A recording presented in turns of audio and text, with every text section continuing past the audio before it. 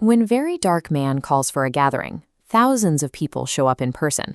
He holds a level of raw, physical mobilization power in Nigeria that most political organizers can only dream of. Critics look at this massive reach and ask why he hasn't used that leverage to call for a nationwide revolution against the government. The cynical assumption is that he profits directly off the pain of the citizens, using their constant suffering to generate his own online revenue. His actual reason is entirely different. He argues that toppling the current government would fail because the replacements, the average citizens, would act exactly like the leaders they replaced. The Nigerian youth demanding an uprising are active, refined products of the same broken environment they are trying to escape.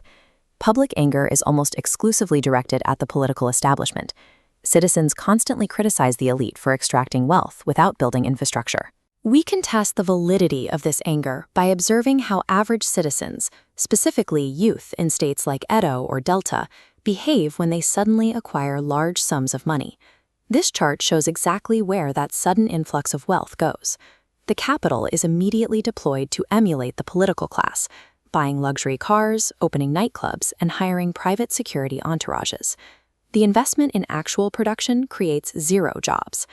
This behavior extends deep into basic civic duty. The exact same public demanding accountability from the top regularly refuses to obey standard traffic laws. Citizens actively degrade their own environment by throwing trash directly into local drainage systems, causing the very street floods they later blame on the government. When telecommunication companies attempt to build cell towers to improve local network access, community youth regularly block the construction. They halt essential development until they are paid a personal bribe. The everyday citizen operates with the exact same exploitative mindset as the politician, simply executing their corruption on a micro scale. The ultimate test of the youth's readiness to lead was the EndSARS movement against police brutality.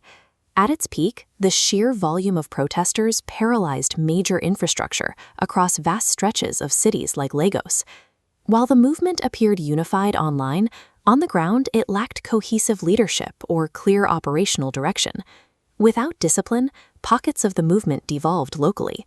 Sections of the youth began smashing car windows and terrifying the very citizens they were marching alongside.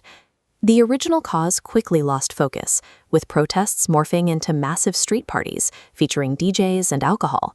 The movement ultimately fractured along ethnic lines. Debates over whether one tribe was superior to another prevented the formation of any viable political alternative. EndSARS proved that raw numbers and social media outrage are useless without the discipline and ideological unity required to actually govern. The idea that this activism is a lucrative business ignores the reality of the work. Pushing petitions and physically mobilizing police transport requires deep personal debt and out-of-pocket funding. If you manage to document human rights violations, social media platforms respond by demonetizing your channel and censoring the content. Entrenched tribalism and religious wars on social media constantly fracture the collective power required for a successful uprising. Systemic change requires a grueling grassroots approach.